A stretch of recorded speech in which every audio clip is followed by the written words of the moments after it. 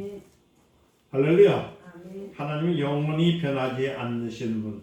아멘. 우리 하나님 변하지가 않습니다. 우리가 살고 있는 우주는 언젠가는 그럼 다 소멸되고 없어지게 되어 있습니다. 그러나 스스로 계시는 우리 하나님은 영원토록 변하지 않는 분. 그리고 우리가 그를 믿는다는 것이 얼마나 안심일까. 우리가 참 신앙생활에서 그걸 한번 생각해 봐야 된다는 겁니다. 우리가 믿는 분은 병들스럽거나 거짓된 분이 아니라 영원하신, 영원히 불변하시고 절대로 우리를 속이지 않는 분. 그 한 가지만 생각할 때도 우리가 얼마나 감사한지. 하나님은 아들을 위해서 영원한 나라를 창조해 주셨습니다. 또 우리가 장차 들어갈 나라이죠. 그러나 우리가 사는 우주 안에 있는 것들은 영원한 나라가 아닙니다. 영원한 나라는 바로 하나님이 계시고 그 아들이 계신 영계를 영원한 나라라고 하는 겁니다. 하나님은 아들을 위해서 그곳에 보좌를 마련해 주셨습니다. 그러나 아들은 아버지와 동등됨을 취하지 않으시고 자기를 낮추어 인자가 되려는 뜻을 세우셨어요. 하늘 보좌에 들어가기 전에 잠시 유하신 아들의 뜻을 받으신 아버지께서는 아들이 인자로서의 삶을 경험하는 장소로서 우주를 만드신 겁니다. 이때 하나님은 하늘 보좌를 비워두시지 아니하고 거기에 하나님의 사자로 하여금, 그러니까 여호와라는 이름으로 보좌를 지키게 하셨습니다. 여호와라는 이름은 인자가 예수라는 이름으로 보좌에 올라오실 때까지 하늘을 다스리시도록 하나님의 사자에게 맡겨진 이름이 여호와라는 이름입니다. 하나님의 아들이 예수라는 이름으로 보좌에 앉으심과 동시에 여호와라는 이름으로 행했던 모든 일은 중지된 겁니다. 그래서 지금은 여호와라는 이름을 사용하지 않지요. 지금은 뭐냐면 예수라는 이름을 사용합니다. 예수라는 이름은 하늘과 땅을 다스리게 하는 것, 모든 이름 위에 뛰어난 이름, 모든 것들이 무릎을 꿇게 하시는 이름, 예수의 이름. 하늘에는 여러분들이 아시다시피 별이 있는 것보다도 수많은 천사들이 있습니다. 하나님 그 가운데 한 천사를 특별히 선택해서 여호와라는 이름으로 하늘을 보좌를 지키게 하였던 겁니다. 그런데 천사장 중에 하나가 교만한 마음을 품고 하나님의 절권 대사인 여호와의 사자에게 대항을 했던 거예요. 여러분들 잠깐만 마귀가 사단이 하나님과 싸웠다는 얘기인데 여러분 그건 아니에요. 바로 여호와의 이름을 가진 사자, 하나님의 사자를 그러니까 절권 대사인 여호와의 그 사자의 이름을 그 앞에서 대적하게 된 겁니다. 그는 자기도 하나님이 되겠다는 불순한 마음을 가지고 자기 죄를 떠난 겁니다. 그래서 이사야서 14장 12절에서 15절에 보면은 뭐라고 말씀드리면은 그 안에서 사단의 그 행위를 지적하는데 너 아침에 아들 계명성이 어찌 그리 하늘에서 떨어졌으며 너 얼굴을 얻은 자여 어찌 그리 땅에 지켰는가.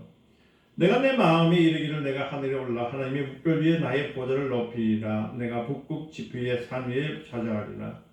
가장 높은 구름 위에 올라가 지극히 높은 자와 비기라 하도다. 그러나 이제 내가 음부 곧 구덩이의 맨 밑에 빠치우리라 하셨던 하나님의 약속대로 교만한 천사는 하나님의 별, 즉 하나님이 부르시는 모든 천사들 위에 자기의 보좌를 높여서 하나님과 비기려고 했던 겁니다. 그러나 결과는 어떻겠습니까? 오히려 정반대의 결과가 나오는 겁니다. 그래서 하나님은 이 타락한 천사를 음부에 가두어 심판을 하게 되었죠. 그래서 유다서 6장 6절에 보면은 또 자기 지위를 지키지 아니하고 자기 초소를 떠난 천사들은 큰 날의 심판날까지 영원한 결박으로 흑암에 가두셨다라고 성경은 말씀하고 있는 겁니다. 예수님께서 말씀하신 포도원 얘기가 또 나오지 않습니까? 그 얘기는 무엇이냐면 바로 하늘나라의 상황, 사단이 하나님 앞에 대적에 서서 이뤘던 상황을 말씀드리는 겁니다. 마가복음 12장 1절 또 5절에 그 보면은 예수님께서 비유로 저에게 말씀하는데 한 사람이 포도를 만들고 산으로 두르고 즉 짜는 구유 자리를 파고 망대를 짓고 농부들에게 세워주고 탁으로 갔다니 때가 이르면 농부들에게 포도원 소출을 얼마를 받으려고 한 종을 보내니 저희가 종을 잡아 심히 때려서 보였거늘 다시 또 다른 종을 보니까 그의 머리에 상처를 내고 능력강을 또 다른 종을 보리니 저희가 그들을 죽이고 또 그 위에 많은 종들도 혹을 때리고 혹을 죽인지라 주인이 소출을 받으려고 종을 보냈을 때 농부는 저 사람도 종인데 왜 우리가 저의 말을 들어야 하는가 하면서 잡아 죽였다고 합니다.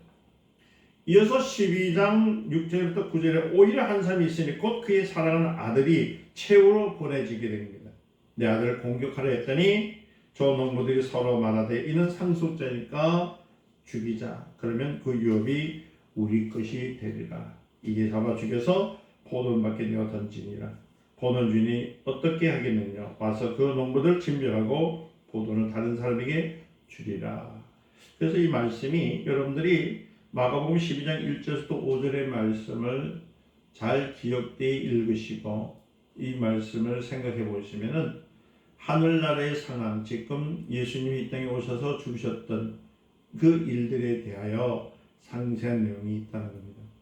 그래서 여러분들 성경을 모르니까 자꾸만 신앙생활을 할 때 엉뚱한 생활을 하고 있거든요. 성경에는 하나님이 지으셨던 것과 창조하셨던 일들 또 사람에 대해서 또 이 많은 제약이 되는 것들을 상세히 이렇게 주님께서 드러내 주셨던 겁니다. 하나님의 아들이 인자가 되는 뜻을 세우고 준비 중에 있을 때 하늘에서는 이 같은 반란이 일어났다는 것을 우리가 알 수 있는 거예요. 그래서 태초에 천지를 창조하시니라. 그때 그가 믿고 하느니시는 어디요? 수면 위에 운행하시나 했던 내용이 간에 있는 겁니다. 하나님은 타락한 천사를 장차 하나님의 아들로 씌울 때 흑암에 가두셨습니다. 창세기 1장 1절 13절에 31절까지 내용을 보시면 아시겠죠. 하나님은 또 그 안에 생명을 만들어 에덴 도성의 동산에 두시고 그가 독차하는 것이 좋지 않기 때문에 그를 위해서 누굴 만들었냐면 여자 하와를 만드셨습니다. 그런데 하와가 그만 마귀의 유혹에 넘어갑니다. 마귀는 사단이라고도 합니다. 마귀와 사단은 다른 것이 아니라 동일한 존재, 그러니까 다른 명칭을 갖고 있는 겁니다. 어떤 분들은 뭐 사단이 대장이고 마귀가 쫄병이고 뭐 이렇게 얘기하는데요. 그것이 아니고요. 하나님을 대적하는 자를 해서 사단이라고 하는 것이고 사람을 미혹해서 하나님과 사이를 이간질하는 자를 가리킬 때 마귀라고 하는 거예요. 그러니까 이 타락을 시키는 자는 동일해요. 그러니까 하나님 앞에 대적하는 자는 뭐라고요? 사단. 그러나 사람들을 유혹한 것을 마귀 이렇게 얘기하는 거예요. 성경에 너희는 사단을 대적하는 말은 한 번도 없습니다. 성경에는 보면은 하나님께서 사단을 하나님께 직접 멸하실 것이고 우리가 대적해야 할 것은 마귀인 것을 얘기해 주시고 있어요. 그래서 야고보서 4장 7절에 보니까 마귀를 대적하라. 그러면 너희를 피하리라. 할렐루야. 베드로전서 5장 8절에 근심하고 깨어라. 너희 대적 마귀가 우는 사자같이 돌아다니면서 삼킬 자를 찾는다라고 얘기를 해놨습니다. 또 예수님께서 떡을 먹어야 하는 사람으로서 마귀의 시험을 받았습니다. 마태복음 4장 10절에 보니까 뭐라고 하냐면 마귀가 하나님을 받으셔야 할 경배를 받으러 갈 때 예수님께서 말씀하시기를 그때는 사단아 물러가라. 하나님이 받으셔야 할 영광을 가로칠 때는 사단이 되는 겁니다. 주 너희 하나님께 경배하고 다만 그를 섬기니라 하면서 사단이라는 명칭을 사용하였던 겁니다. 뿐만 아니라 자기가 예루살렘에 죽임을 당할 때 제3일 만에 살아날 것을 가르칠 때 베드로가 뭐라고 얘기하면 이렇게 합니다. 주여 그럴 일이 없습니다. 결코 죽게 미치지 아니하리라 했을 때 예수님께서는 또 베드로에게서 사단아 너희들로 물러가라. 나를 넘어지게 하는 자로 다 내가 하나님의 일을 생각지 않고 도리어 사람의 일을 생각한다라고 마태복음 16장 21절과 23절을 얘기하는 거예요. 그러니까 여러분들이 하나님을 대적하는 마음일 땐 사단이 하는 말입니다. 아멘. 그러나 우리가 살아가는데 반대하고 우리를 유혹하는 것은 마귀가 하는 일입니다. 그러면 이것이 다른 것이 아니라 그 사용자, 그러니까 하나님을 대적했느냐 사람을 유혹했느냐. 만약 하나님의 이름을 대적했다면은 사단인 거예요. 할렐루야. 그러나 사람을 유혹했다면 마귀가 되는 겁니다. 할렐루야. 그래서 그 다음에 또 여러분들 아나니아 삽비라가 있었잖아요. 땅을 팔았을 때 그때도 말을 하기를 뭐라고 하냐면 사단이 내 마음에 가득하여서 내가 성령을 속이고 땅과 얼마를 감췄다고 사도행전 5장 3절부터 4절에 말씀했던 거예요. 이와 같이 사단은 무엇이냐면 하나님을 해방하고 하나님을 속이는 자를 가리켜서 명칭을 한 것입니다. 하늘에서 하나님을 대적해서 흑암에 갇힌 사단은 에덴 동산에서 하와를 미혹합니다. 뱀이 하와에게 뭐라고 말하냐면 하나님이 참으로 너희들로 동산의 모든 실과는 나무의 실과를 먹지 말라 하셨더냐 이렇게 묻습니다. 그때 하와는 동산 중앙에 있는 나무의 실과는 하나님 말씀에 너희는 먹지도 말고 만지도 말라 너희가 줄까 하노라고 답을 해버려요. 사단의 유혹이었거든요. 그저 뱀은 하나님 말씀을 정밀을 부인합니다. 그러면서 뭐라 하면 너희가 결코 죽지 아니하리라. 너희가 그것을 먹는 날에는 너희 눈이 밝아서 하나님과 같이 되어서 선악을 알 줄을 하나님이 아십니다. 그저 하나님 먹지 말라고 하신 그 열매가 하와의 눈에 갑자기 무엇으로 보였냐면은 먹음직도스럽고 밤직도스럽고 지혜로울 만큼 탐스러운 과일로 보이기 시작합니다. 결국 하와는 하나님이 먹지 말라 하신 것을 먹고 그것을 아담에게 주었다고 창세기 3장 1절부터 6절에 말씀하십니다. 이 사건을 통해서 우리는 하나님 앞에서 타락한 사단의 불의가 에덴 동산에도 그대로 드러난 것을 볼 수가 있습니다. 사단의 불의는 네 가지로 설명할 수가 있습니다. 첫째, 하나님의 유일하심을 부정한 겁니다. 사단은 가장 높은 구름 위에 올라서 지극히 높으신 자와 비기고자 하는 마음을 가졌다고 이사야서 14장 14절에 말씀하고 있잖아요. 그러니까 하나님의 유일하심을 믿는 것이 우리 신앙의 기초인 것을 우리가 알아야 돼요. 그래서 여러분들 우리 예수를 믿습니다 했단 말은 뭐냐면 유일하신 하나님을 믿는 겁니다. 할렐루야. 그래서 신앙인들이 그걸 몰라요. 그냥 무조건 믿습니다 하면 뭐 믿는다고 하니까 믿습니다 아멘 하면 되는 줄 알고 있는데 그것이 아닙니다. 근데 사단은 여러분들은 하나님이 되라는 법이 어디 있는가, 나도 하나님 될 수 있다는 마음을 갖게 만드는 거예요. 그래서 여러분들이 교회 생활을 하다 보면은 여러분들 마음이 높아지고자 하는 마음을 가진 사람들이 많이 있습니다. 특히 제가 보니까 직불만이가 되신 분들이 자꾸만 뭐냐면 내가 하면 된다고, 내가 어떻게 하면 될 것이라고 생각합니다. 그럼 뭔가 잘 되면 내가 했다고 해요. 그래서 하나님의 이름을 높이지 않냐고 자기를 높이는 자들이 얼마나 많은지 모릅니다. 구체적으로 말하자면 사단은 우편 보좌에 지키고 있었던 여호와의 사자를 질투하고 그 지위를 탐했던 겁니다. 하나님 본래 피조물이 있던 천사가 대적할 수 있는 분은 아니지 않습니까? 설령 천사가 하나님을 대적할 수 있다고 하더라도 대적하는 순간에 소멸해 버리는 겁니다. 그래서 사단은 여호와의 사자를 대적하면서 유일하신 하나님을 부정하게 만드는 겁니다.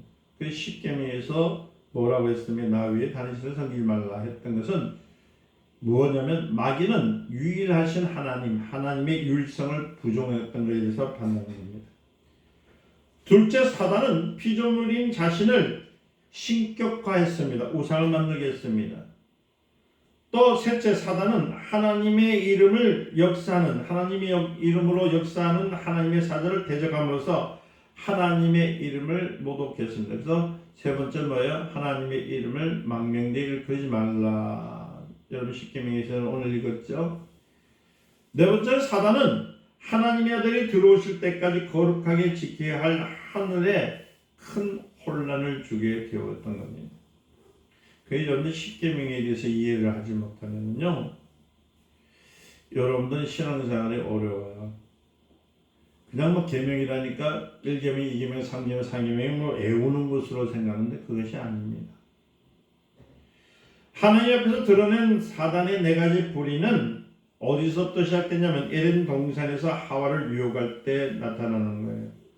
그래서 창세기 3장 4절부터 5절에 보니까 뱀은 여자에게 너희가 결코 죽지 아니하리라 이렇게 말을 하면서 너희가 그것을 먹는 날에 너희 눈이 밝아서 하나님과 같이 되어서 선악을 알 줄을 하나님이 아시니라. 그러니까 유일하신 하나님 말고 다른 신이 또 있다는, 너도 신이 된다, 너도 하나님이 된다는 얘기를 하는 거. 뱀은 하와에게 선악을 알게 하는 나무의 열매를 먹으면 하나님처럼 될 수 있다는 야욕을 품게 만들어 버립니다.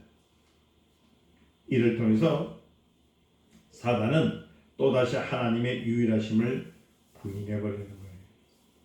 둘째는 피조물인 하와를 하나님과 동등한 위치에 놓으려고 했습니다. 세 번째는 아무나 하나님이 될 수 있다고 선전함으로써 하나님의 거룩한 이름을 망령되이 취급하게 만들었던 겁니다. 네 번째는 에덴이라는 이 거룩한 환경에 저주를 갖고 왔습니다. 그렇기 때문에 우리는 선악을 알게 하는 나무의 실과를 먹지 말라는 이 한마디에는 무엇이냐면 사단의 불의를 경계하라는 네 가지의 계명이 담겨 있다는 것을 우리가 분명히 알아야 되는 겁니다. 하나님의 생명을 만드시고 그 생명을 하여금 생명을 유지할 수 있도록 우리에게 계명을 주신 거예요. 그러니까 이 계명을 모르면서 계명은 무거운 것, 지키지 않으면 혼나는 것, 그래서 하나님 무서우신 분, 하나님은 참으로 참 얄짤로 씻는 분, 또 하나님은 공산주의보다 더 강하신 분, 이렇게 우리가 지금 많이 교육을 받았거든요. 그것이 아니에요. 하나님은 너는 하나님이 주신 말씀대로 하지 않으면 뭐라고요? 이렇게 되리라. 계명은 여러 가지가 있습니다. 여러분들 음식을 먹을 때 어떤 것은 길쭉하고 어떤 것은 뭐예요? 둥글잖아요. 어떤 건 납작가 있고 또 색깔도 있지 않습니까? 어떤 것은 푸르고 어떤 것은 시고 어떤 것은 붉습니다. 각각 식물을 함유하고 있는 영양분도 서로 다르게 된 거예요. 이 모든 것이 육체를 골고루 건강에 만드는 데 도움이 되어 있는 거예요. 그래서 각종 야채를 먹고 우리가 음식을 취할 때에 우리 몸의 영양분을 흡수하는 것과 같다는 겁니다. 하나님께서 우리 영혼을 위해서 주신 계명도 그냥 단순히 나를 경배하라, 나를 우상을 나를 섬겨라 그런 것이 아니라 무엇이냐면은 모든 것을 순종하는 것이 우리 영혼을 살리는 길인 것을 알기 때문에 십계명을 주신 거예요. 십계명 누구때로 주셨다고요? 우리의 영혼을 살리기 위해서 주신 것입니다. 어떤 사람은요 주일 예배를 꾸준히 참석하고 있다는 이유로서 자신이 영적 생활을 매우 건전하게 한다고 생각합니다. 그러나 여러분들 주일 예배에 관련된 외에 지켜야 할 계명이 얼마나 많은지 여러분들 생각을 해보셔야 되는 거예요. 우리는 자신이 영혼이 영영 그 불균형 상태에 이르지 않도록 하나님의 모든 말씀, 그 모든 계명을 지키고 살아야 되는 것입니다. 수많은 계명 가운데 하나님께서 구약에 부여하셨던 십계명은 다른 모든 계명의 근간이기 때문에 그 십계명을요 지켜야 돼요. 근데 어떤 목사님은 이제 십계명은 지나갔대요. 왜냐하면 은혜 시대이기 때문에 예수님께서 다 갚아주셨기 때문에 십계명 안 지켜도 된다는 겁니다. 성경에는 십계명 지키지 말라는 법이 없어요. 지켜야 된다고 했습니다. 모든 율법의 완성자 누구십니까? 예수님이시거든요. 그런데 성경을 모르니까 자기 해석을 하다 보니까 하나님이 주신 그 십계명이 무거운 짐이 되고 그 십계명이 뭐냐면 우리로 하여금 사는데 거치장스러운 것을 만들어 놓기 때문에 그것이 없고 이제 은혜 시대이기 때문에 그러니까 오늘날 교회가요 은혜 하다 보니까 자기가 나쁜 짓을 했든지 또 자기의 삶 속에서 거친 길을 갔는데도 그것도 은혜라고 그래요. 한 예를 들까요? 성도들 간에서 약속이 있는데 그 약속을 깨는 것 그것도 죄입니다. 예를 들어서 여러분들이 돈을 빌렸다고 합니다. 근데 안 갚았어요. 근데 뭐라고 생각하냐면 이렇게 얘기합니다. 아, 그거 하나님의 은혜로 다 갚은 것으로 하고 말지요. 그러면 빌려준 사람은 어떻게 될까요? 은혜가 뭔지를 몰라요. 여러분, 나무에는 기둥이 있습니다. 거기에는 다른 가지들이 연결되어 있는 것처럼 하나님의 계명에는 뭐가 있냐면 기둥입니다. 그게 바로 십계명. 십계명은 나무의 기둥과 같은 겁니다. 그래서 십계명은 율법의 근본이라고 말할 수 있는 겁니다. 그래서 십계명의 처음 네 계명은 성도가 하나님과의 관계에 있어서 지켜야 할 계명, 즉 신앙과 관련된 계명이고, 나머지 계명은 뭔가 대인관계에 관련된 계명이라는 것을 우리가 알아야 되는 거예요. 그 1계명부터 4계명은 우리가 지켜야 할 계명이에요. 할렐루야. 그리고 5계명에서 10계명은 우리 대인관계에 지켜야 할 계명입니다. 그 신앙관계에 있는 계명 첫째는 너는 나 외에 다른 신을 섬기지 말지니라. 왜 그랬을까요? 우리 믿음의 기초는 뭐냐면 하나님이 유일하신 것을 믿는 겁니다. 우리는 하나님밖에 계시지 않습니다. 할렐루야. 오직 하나님만이, 우리는 하나님만이 믿는 겁니다. 이 계명은 선악과를 먹지 말라는 계명과 마찬가지로 거기에 내포된 말씀은 뭐냐면 마귀에게 속지 말라. 마귀는 하와에게 너도 하나님이 될 수 있다고, 하나님은 유일하지 않다라고 누구한테요? 하와에게 주입을 시켜버렸습니다. 오늘날 보면은 목회자들 중에서 범신론자들이 있습니다. 범신론이라는 말은 뭐냐면은 신이 많다라고 생각해요. 하늘에 신이 많다라고 생각해요. 물론 하늘에 있는 천사들을 신이라고 말하지만은 유일하신 신은 유일하신 분 누구요? 하나님밖에 계시지 않습니다. 이와 같이 범신론자는 이와 같이 마귀의 미혹에 빠지고 들어가게 되는 겁니다. 그래서 보면은 은사자라는 사람들이 뭔가 은혜를 많이 받았을 때에, 또 이적이 많이 나왔을 때에 어떤 힘을 구하기 위해서 막 자꾸 다른 이름을 불러요. 예를 들어서 천사를 이름을 불러요. 그 천사님, 뭐 천사의 능력을 주시옵소서, 뭐 이렇게 얘기하는데, 이렇게 돼버리면은 유일하신 하나님의 그 힘, 유일하신 하나님의 이름을 망명케 일컫게 되는 겁니다. 둘째 계명은 너를 위해서 새긴 우상을 만들지 말고 그것들에 절하지 말며 그것들을 섬기지 말라고 출애굽기 20장 4절부터 5절 말씀하셨잖아요. 간단히 말씀드리면은 이는 피조물들을 신격화하지 말라는 거예요. 그러니까 여러분들 우상이란 말은 뭐냐면 피조물을 신격화하는 거예요. 여러분이 잘 알고 있는 그 다른 종교들 있잖아요. 아시잖아요. 불교 같으면 부처를 만들어서 하고 하는 것처럼. 할렐루야. 그럼 오늘날 신앙이 있는 사람들이요, 뭐냐면 신격화를 많이 만들고 있어요. 이 역시 선악과의 계명과 마찬가지로 뭐라고요? 마귀에게 속지 마라. 마귀는 하늘에서 피조물인 자기를 하나님의 위치에 올려놓으려고 했고, 에덴 동산에서는 피조물인 하와에게 하나님이 되려는 야망을 불어넣습니다. 그러므로서 우상을 섬기지 말라는 계명은 마귀의 둘째 불의를 따르지 말라는 경고가 그 안에 있는 겁니다. 그러니 사람들은 돌이나 나무로 만든 신의 형상에 절하는 것을 우상 숭배로 취급합니다. 그런데요, 성경에는 고린도전서 12장 2절에 보니까 세상 풍습을 따르는 것, 그러니까 이방인들이 있을 때에 말 못하는 우상에 이끌린 것, 그것도 우상이라고 합니다. 또 에베소서 2장 2절 보니까 그때 너희가 그 가운데 행하여 이 세상 풍속을 쫓고 공중 권세를 잡은 자를 따랐으니 곧 지금 불순종의 아들들 가운데 역사는 영을 따라갔을 때를 우상이라고 해요. 여러분들 아시지? 신천지라든지 다른 종교 있잖아요. 예수 위에 다른 신이 있다라고 믿는, 구원이 있다고 믿는 것이 바로 우상인 겁니다. 오늘 우리가 경계할 우상이란 무엇이냐면은 피조물을 하나님보다도 더 사랑하는 것. 그러니까 피조물을 하나님보다 더 사랑하게 되면 우상이 되어버리는 겁니다. 어떤 사람이 만일 자식을 하나님보다 더 사랑한다면 그 사람에게 있어서 자식은 우상이 되어버리는 겁니다. 예를 들어서 죄송합니다만은 자식을 잃은 부모가 하나님을 너무 하십니다. 제가 그토록 하나님을 열심히 섬겼는데 이제 와서 제게 이러시면 어떻겠습니까?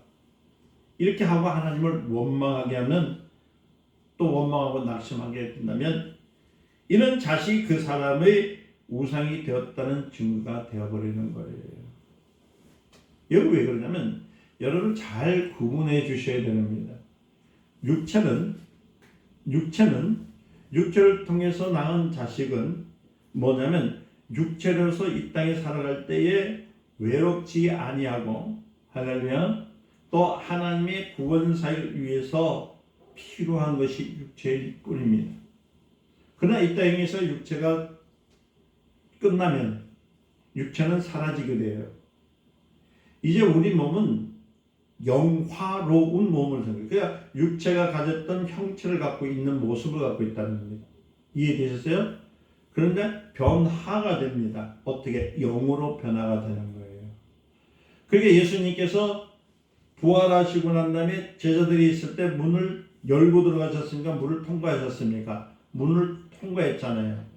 그럴 때 예수님이 영의 모습이 아니라 어떤 영화로운 모습으로 보셨기 때문에 예수님을 알아보신 겁니다. 할렐루야. 다시 말씀드립니다.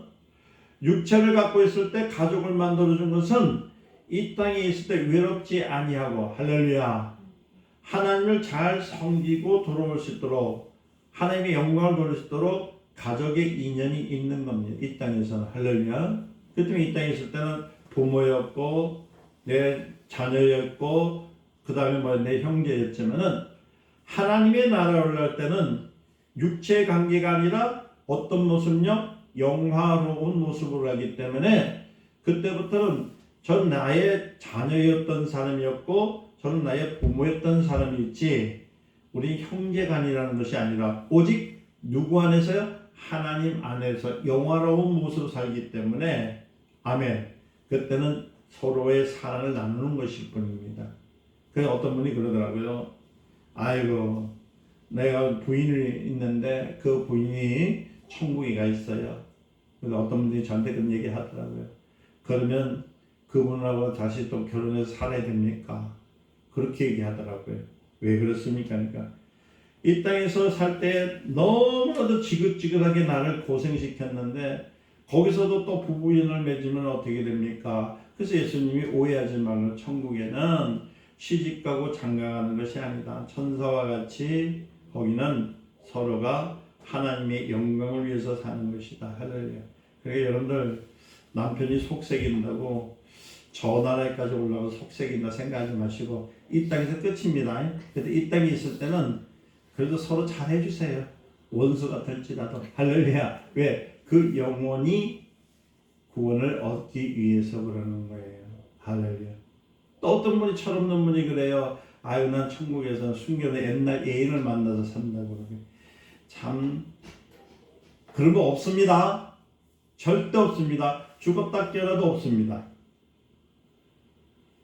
그러니까 여러분 희망을 가지세요. 싸우지 마시고 잠시 후면 천국에 올라가면 서로가 부부였던 삶일지라도 같이 사는 법은 없습니다. 그 시간이 없어요. 우리 영원한 곳에서 주님과 함께 동행하고 있다는 것. 할렐루야. 진정 믿음이 있다면 설사 안타깝고 섭섭한 일이 생길지라도 절대 하나님을 원망하지 않고 도리어 하나님 감사합니다 라고 우리가 기도를 해야 돼요. 오직 하나님만이 영광을 받으시옵소서. 자, 왜 인본주의가 무섭느냐면요, 인간에 대해서만 그 존엄에 대해서 깊이 생각해 버리면 이 땅에 소망이 존재하기 때문에 하늘에 소망이 없어요.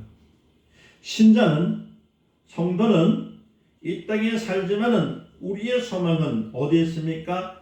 하나님 나라에 있습니다. 그렇다고 해서 이 땅에 있는 자녀들과의 관계를 엉망으로 부부관계 엉망으로 하는 얘기 아닙니다.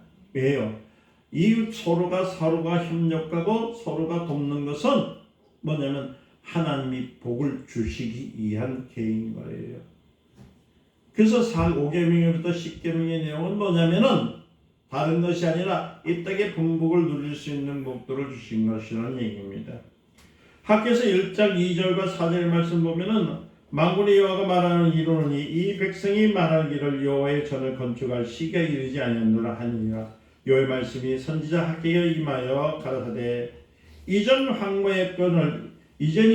황무하였거늘 너가 이때에 반벽한 집에 거하는 것이 가하느냐. 다시 말하면은 바벨론의 침공에 의해서 파괴됐던 예루살렘을 재건할 때의 백성들은 하나님의 성전을 생각하기보다는 뭘 생각했냐면요, 자기 집을 짓는 데만 관심을 갖게 되었던 겁니다. 지금 다 그래요. 간증 하나 드릴게요. 저도 우리 교회가 너무 작아서요, 저도 스트레스를 받은 적이 있어요. 왜냐면 어디 가나 맨 얘기해요. 성도가 몇 분 계십니까? 교회는 큽니까? 그러다 보니까 제가요, 그게 한두 번이지 매일 듣다 보니까 저희 교회를 찾아오시고자 하는 분을 인해서 제가 거부절을 할 때가 너무 많았습니다. 할렐루야. 그런데 여러분들 한번 생각해 보세요. 여러분들 큰 교회가 왜 커지는지 아십니까? 부흥하는 교회에 이유가 있어요. 부흥하는 교회는 전도를 잘한답니다. 그리고 많은 사람들이 모여서 재밌게 한다고 그래요. 그런데 여러분들 잘 들으셔야 돼요. 교회에서 예배를 드리는 것은 육적인 것입니까? 영적인 것입니까? 영적인 거예요. 육적으로서 악기를 두고 많은 사람들 춤을 추고 많은 사람들 기분 좋게 해서 모이면 부흥이 됩니다. 그리고 모인 사람들의 비율을 맞추기 위해서요, 잘 하면은 교회는 성장합니다. 그건 육적인 교회입니까? 영적인 교회입니까?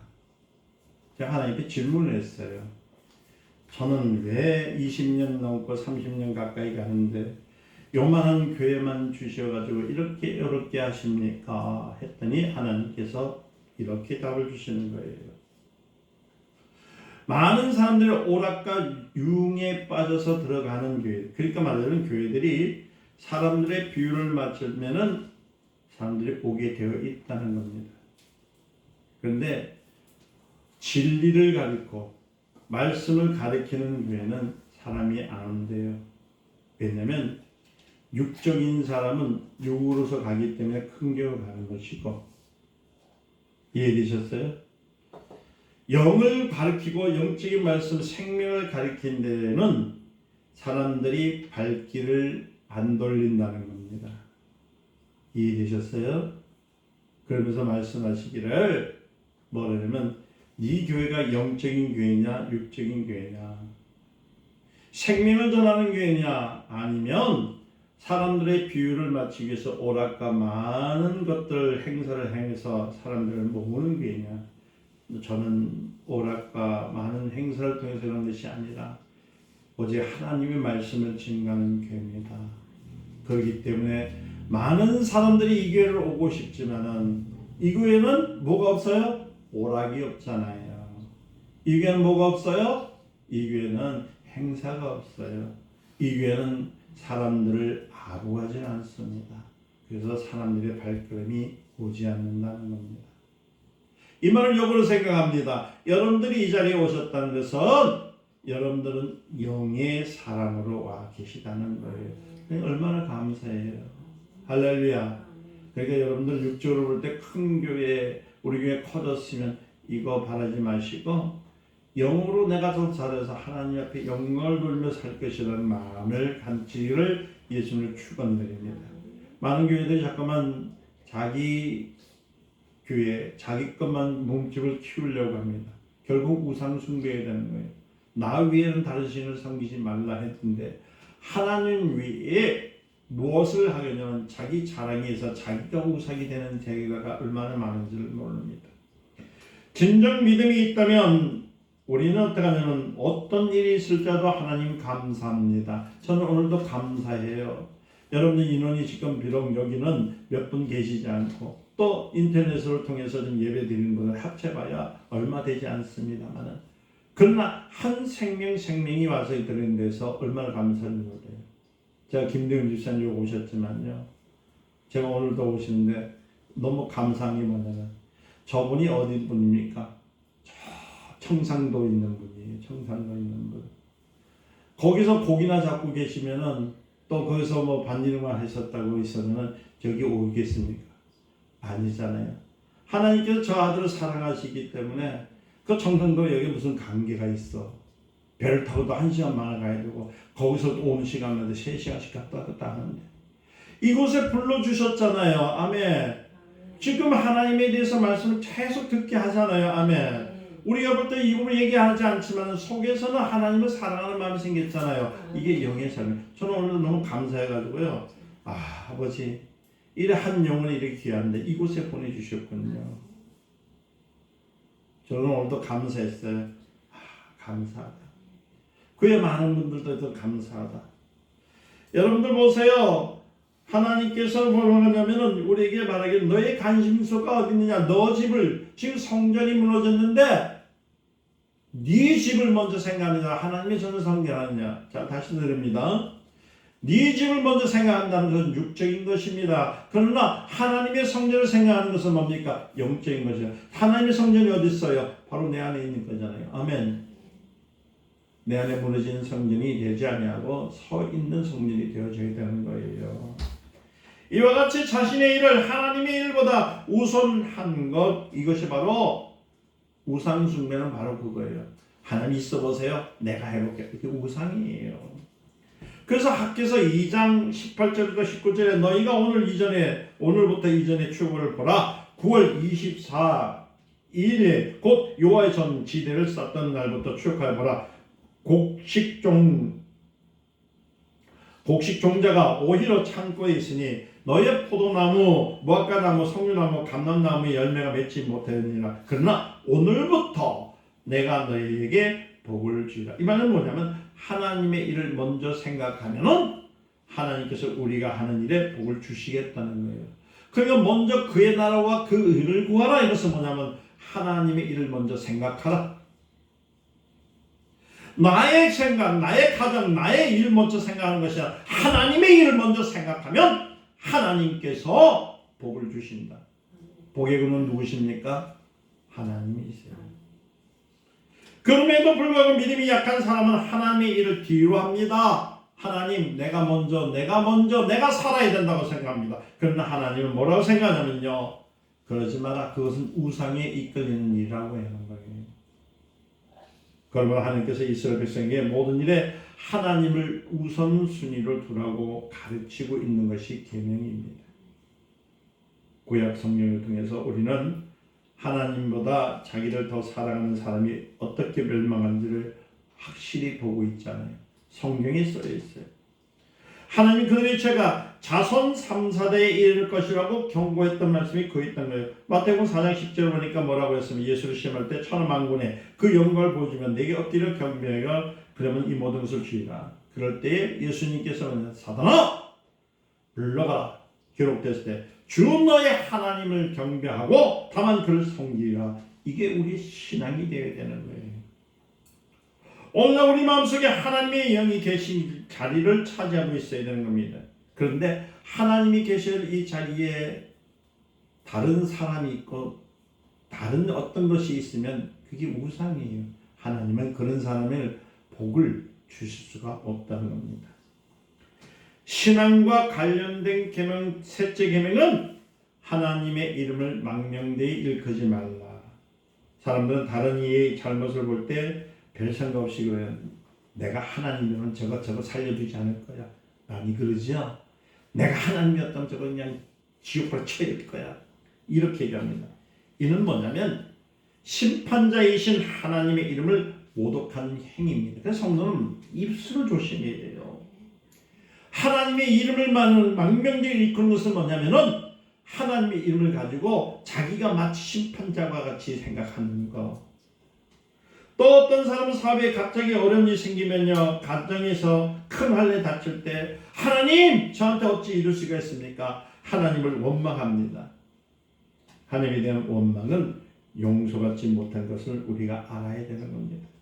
그래서 고린도전서 10장 10절에 저희 중에 어떤 이들이 원망하다 멸망시키는 자에게 멸망당하니, 그 원망을 많이 하면 마귀가 여러분들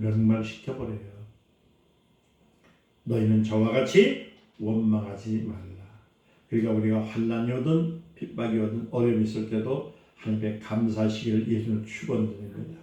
하나님의 이름을 원망하지 마세요. 하나님을 원망하는 것은 하나님의 이름을 모욕하는 것과 같습니다. 우리의 신앙은 하나님의 이름 앞에 무엇하면 오직 무릎을 꿇고 하나님께 영광을 돌리는 일을 하는 것이에요. 내 책임이 뭡니까? 여러분들이 참 중요해요. 뭐라고 하셨냐면 성의를 중요시 여기는 것, 주의를 중요시 여기는 겁니다. 저는 여러분들에게 말씀드립니다. 주일 성수를 잘 하시면은 하나님은 복을 주십니다. 왜냐하면 복을 주시는 날이 바로 주일이에요. 할렐루야. 하나님 엿새 동안에 자기 일을 하시고 일곱째 날에 복을 주사 거기에 거룩하게 하시고 그날에 안식했다. 안식이란 말은 뭡니까? 쉰다는 말이 아닙니다. 왜냐하면 모든 것들이 편안하다는 뜻이에요. 하나님의 보호하고 세상에서 거칠었던 일들, 참으로 죽게끔 힘들었던 일도 주일날 주님의 말씀을 통해서 주님 앞에 맡길 수 있는 날이 주일입니다. 할렐루야. 실패했던 일주일 동안 열심히 했지만 실패했던 자들에도 주일날 하나님 말씀을 붙들고 있을 때에 우리는 그때도 힘을 얻는 거예요. 죄에서 힘을 얻고 가난에서 힘을 얻고 죽음에서 힘을 얻고 저주에서 힘을 얻는 날이 주일입니다. 그래서 주일 성수를 지키라는 말은 복이 크신 주님을 통해서 위로를 받는 날입니다. 그래서 구약 성경은 일곱째 날의 성일로 삼고 창조주 하나님을 기념했습니다. 이 날을 뭐라고 하냐면 안식일이라고 했습니다. 그런데 신약 교회는 뭐예요? 첫째 날을 성일로 삼아 그날에 하나님께 예배를 드리는 겁니다. 그래서 사실은 주일을 주말이라고들 하는데 그것이 아닙니다. 사실상 이 날은 주말이 아니라 한 주의 첫날이에요. 이제 일하는 날이는 거예요.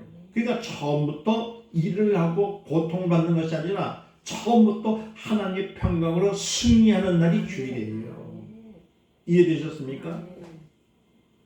다시 말씀드리면 안식일은 하나님의 아들이 인자가 되려고 천지를 창조하신 일을 기념하는 날이고 주일은 인자가 하나님께 죽기까지 순종하신 다음 마침내 부활하신 날을 기념하는 거예요. 그러니까 우리는 부활하신 날을 기념하기 때문에 우리는 하나님의 자녀로서 정정당당히 하늘을 바라볼 수 있는 날이 주일입니다.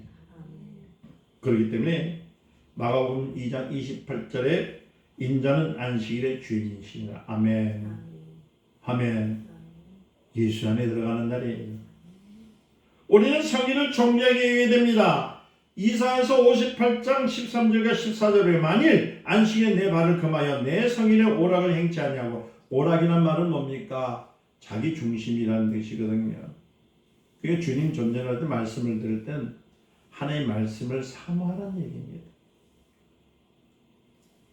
여호와의 성일은 존귀한 날이라 하여 이를 존귀히 여기고 내 길로 행하지 않으며 내 오락을 굳지 않으며 사사로운 말을 하지 않으며. 자 보세요. 하나님의 존재에서요 주일날 세상 얘기하는 것이 아닙니다. 강대상에서는 오직 예수 그리스도 이름 예수의 피 그리스도의 십자가의 공로를 얘기하는 거 위헌하지 말라는 거예요. 이게 사사로운 말.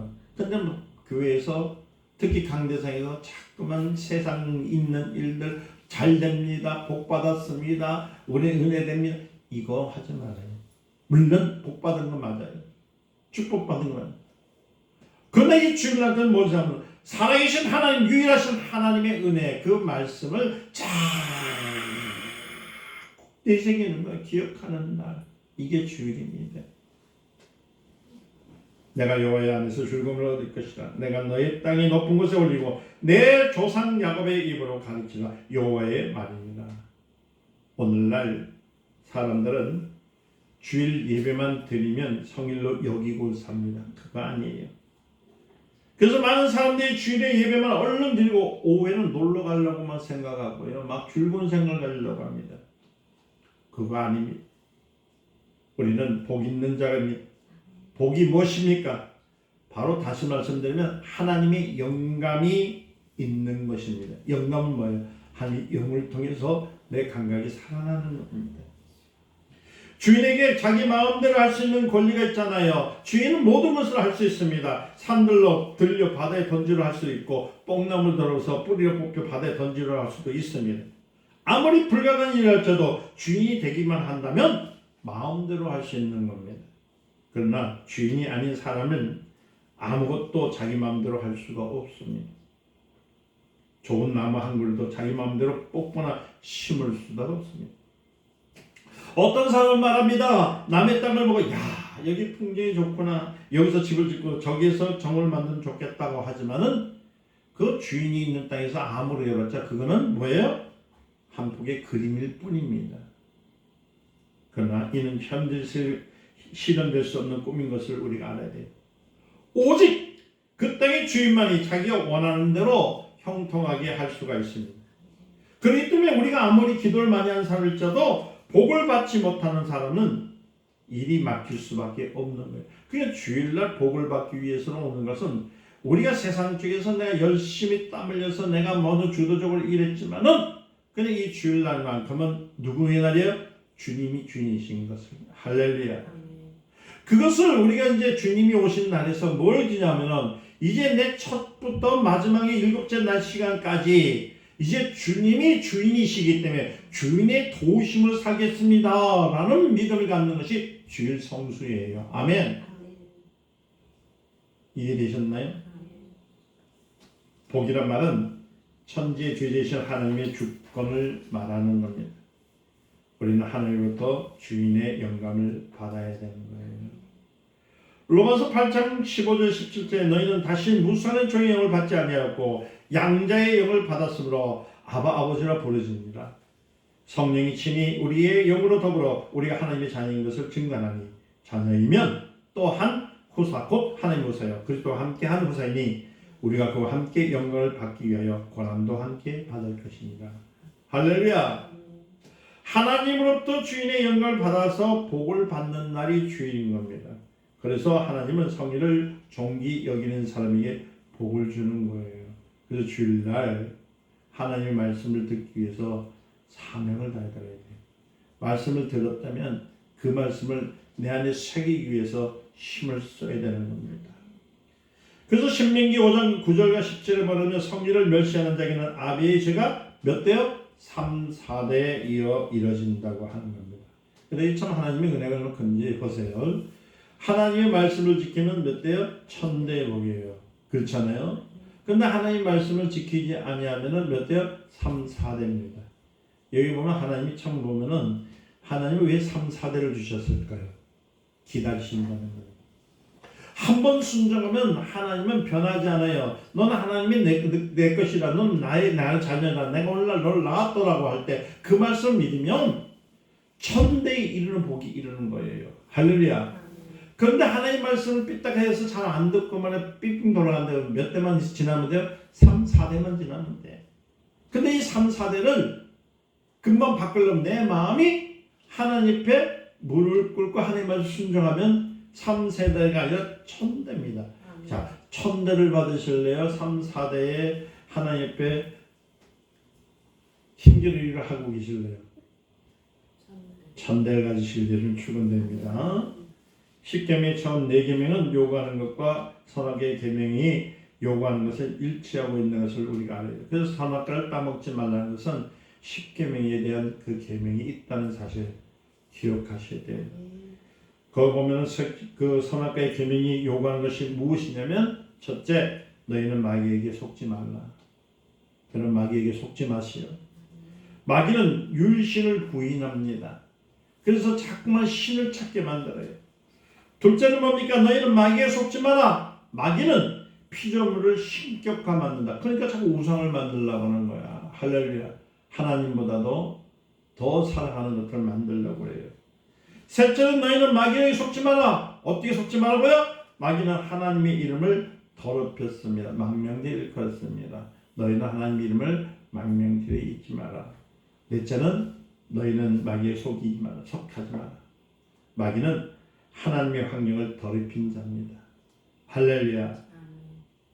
십계명이 요구하는 것은 뭡니까? 첫째는 너희는 나 외에는 다른 신을 너에게 두지 말라. 하나님이 유일하신 분인 것을 가르쳐 줬어요. 둘째는 너희는 우상을 만들지 말라. 피조물을 신격화하지 말라는 뜻입니다. 어떤 피조물도 하나님을 사랑하는 것보다 더 사랑하지 말라는 겁니다. 이 세상과 세상에 있는 것들을 사랑하지 말라. 셋째는 너희는 하나님의 이름을 모독하지 말라. 하나님을 원망하지 말라. 하나님의 이름에 절대 복종하라. 할렐루야. 어떤 일이든 하나님을 원망하지 마세요. 넷째는 뭐라고 했습니까? 너희는 하나님의 성의를 거룩하게 지키라. 성의를 더럽히는 것은 성소를 더럽히는 거예요. 성소를 더럽히는 것은 뭡니까? 바로 하나님의 그 거룩하심을 더럽히는 거예요. 마귀는 하나님의 성소를 더럽히는 자잖아요. 너희는 성소를 더럽히지 말라. 할렐루야. 때로는 여러분들이 보면은 세상 사람들이 얘기할 때에 주일날 꼭 예배 드리러 가는 것을 방해하는 사람들이 얼마나 많은지 몰라요. 맨날 댕기는데 55 중에서 한 번만 빠지면 안 되겠냐? 나하고 한번 놀아보자. 캐세라세라 한번 해보자. 그럴 때 나도 모르게 슬 빠진 사람들이 있습니다. 그렇지요? 그거 하지 마세요. 그러면 어떤 일이 생기냐면 내 안에 하나님의 성령이 더럽혀짐을 받는 거예요.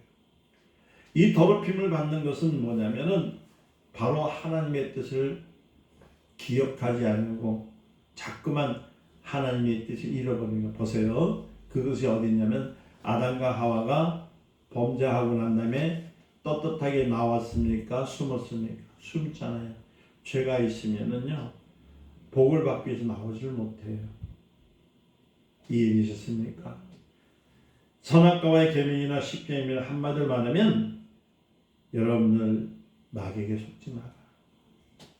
마귀는 네 가지의 불의의 근본입니다. 뿌리라는 거예요. 요한일서 3장 8절 보니까 마귀는 처음부터 범죄한 자랍니다. 범죄자입니다. 그리고 요한복음 8장 44절 보니까 거짓의 아비입니다. 그리고 그는 처음부터 살인한 자예요. 그리고요 사망 권세를 잡은 자 히브리서 2장 14절인 것처럼 마귀는 이 네 개의 권세를 갖고 있습니다. 우리는 하나님의 계명을 절대 무시하지 마시길 바랍니다. 할렐루야. 하나님의 계명을 무시하는지 존경하는지 보면 그 사람에게 신앙이 있는지 없는지를 알 수 있는 거예요. 수의 10분의 1이 하나님의 것이라고 인정하는 사람과 인정하지 않는 사람의 차이는 하늘과 땅의 차이보다 크다는 것. 아무리 교회생활 열심히 하고 회중 앞에서 기도를 많이 하고 인품이 훌륭한 사람일지라도 11조를 인정하지 않는 사람은 신앙이 없는 사람입니다. 요새 인터넷에 보니까 목사라는 자가 11조 안 해도 된다고 얘기를 합니다. 그는 목사라는 탈을 썼지만은 그는 신앙인이 아닙니다. 그는 하나님의 법을 어긴 자입니다. 반대로 예배로는 불품 없고 세상에서 특별히 알아줄 구석이 없는 사람일지라도 주님의 약속 11조를 인정하고 하나님의 말씀을 인정하는 사람은 훌륭한 신앙인으로 갈 수 있다는 사실. 오늘 말씀을 마칩니다. 우리는 마귀의 유혹에 속지 말아야 합니다. 그래서 하나님의 계명을 지키는 겁니다. 이것이 곧 생명입니다. 그래서 여러분들 하나님의 유일하심을 믿으시길 예수님 축원드립니다. 세상을 사랑하지 마시기를 예수님 축원드립니다. 하나님을 원망하지 마시기를 예수님 축원드립니다. 그리고 성의를 정기 여기시기를 예수님으로 축원드립니다. 이 계명을 범하는 것은 선악과를 범하는 것과 다름이 없습니다. 선악과의 계명과 십계명이 요구하는 마귀를 대적하는 것, 이것이 바로 하나님의 뜻입니다. 우리는 정신을 바짝 차려서 마귀의 유혹을 단호히 거부하고 하와의 방심이 인류 전체에 끔찍한 저주를 온 것을 기억하시길 바랍니다. 주여, 이제부터는 마귀에 속지 않고 주님의 계명을 철저히 지켜싸우니 천대 이루는 복을 내게 주옵소서. 기도하시는 저와 여러분 되시기를 예수님으로 축원드립니다. 기도하겠습니다. 하나님 감사합니다. 말씀을 주셨습니다. 생명을 주셨습니다. 진영 기억나게 하시고 지키게 하옵소서. 예수님의 이름으로 기도드리옵나이다. 아멘.